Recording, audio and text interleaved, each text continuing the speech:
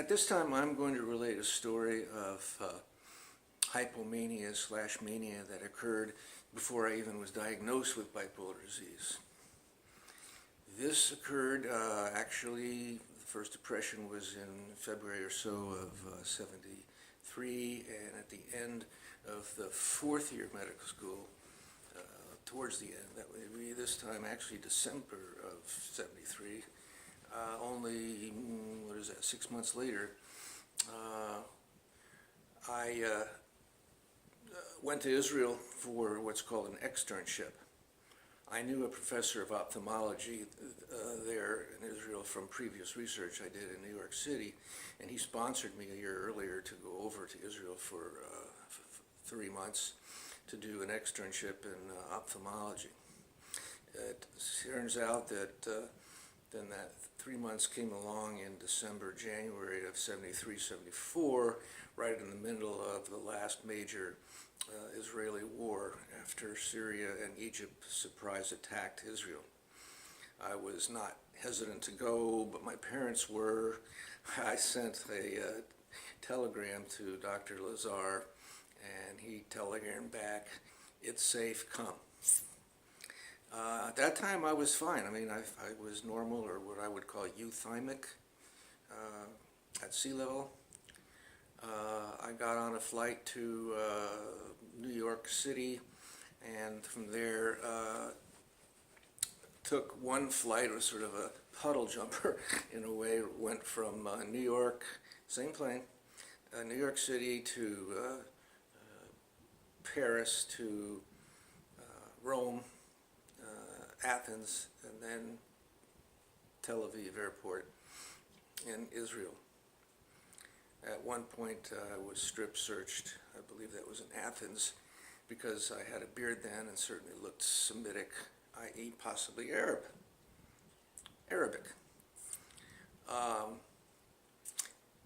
Now, I haven't mentioned, but in my case, every time I cross several time zones, it kind of clicks in a manic episode.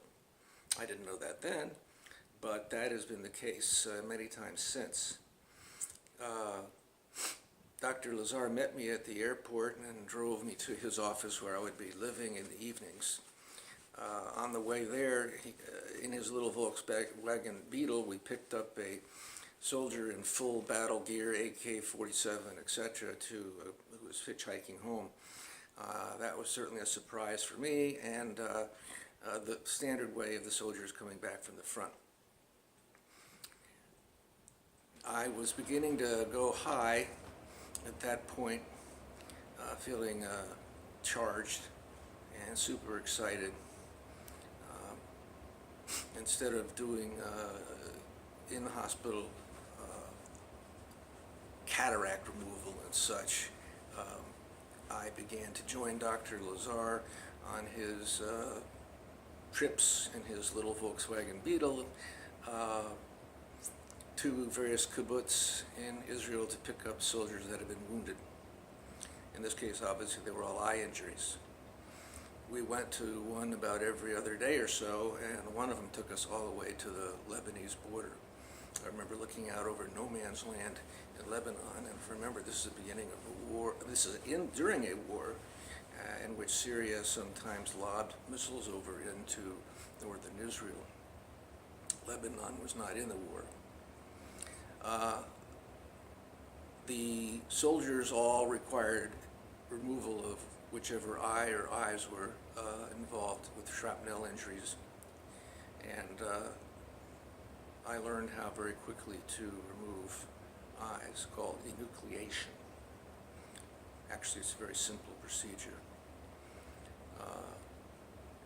After several trips, the Israeli army became aware of what we were doing, and they actually had us take an oath and to become members of the army, and accompanied us with a small convoy in each of our trips to kibbutz. After 6 weeks of this, I was supposed to do a cardiology rotation, but by this time when I went back to his apartment, I was really on jet fuel, drinking more than I should, started smoking cigarettes for the first time. Over there at the time they were called Time, T-I-M cigarettes. I would spend all sorts of evenings and all night in the main street, Dizengoff Street, where all the cafes, restaurants, and music joints were. I would often either stay out all night or come back to his office and read, watch TV, and wait for the next day eagerly. I began having other symptoms that I didn't even know I had an illness. These included speaking fast, making lots of jokes fast, really enjoying myself, feeling I could do anything, feeling I could never be hurt, shot, bombed on, etc. And not being able to wait for the next day and the excitement. Well, the excitement wasn't going to involve cardiology. I switched to the emergency room, and the hospital I'd been working on, haven't mentioned, is Tel HaShomer Hospital then, which was the military hospital in Tel Aviv. So this is where the wounded who we'd been bringing in with eye injuries came in with all sorts of surgical emergencies. I was deeply excited and wanted to get involved in every case that came in. I would then go home at night, and I don't mean to say I was over drinking, but scotch was my poison since college.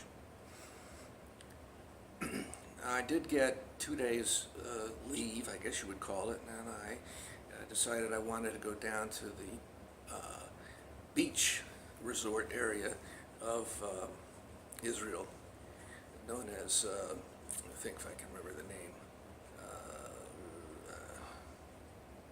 well anyway, it is at the tip of Sinai, and from it to the left you can see Eilat. That's the name of the research, Eilat, the resort. As you look to the left, you could see Aqaba, famous for Lawrence of Arabia. You were, of course, in Israel, and to the right, you could see Saudi Arabia. So in one spot, you could see Jordan, be in Israel, and see Saudi Arabia off to the right. This place was heavily guarded. There were tanks and soldiers everywhere.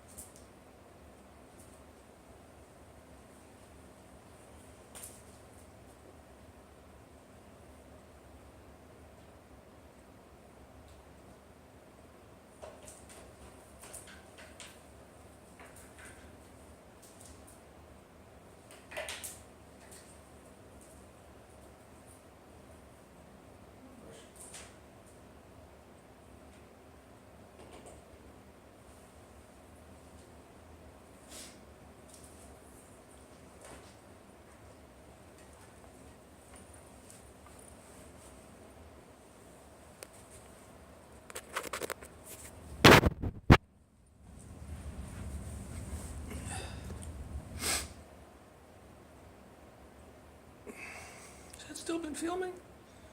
Oh my God.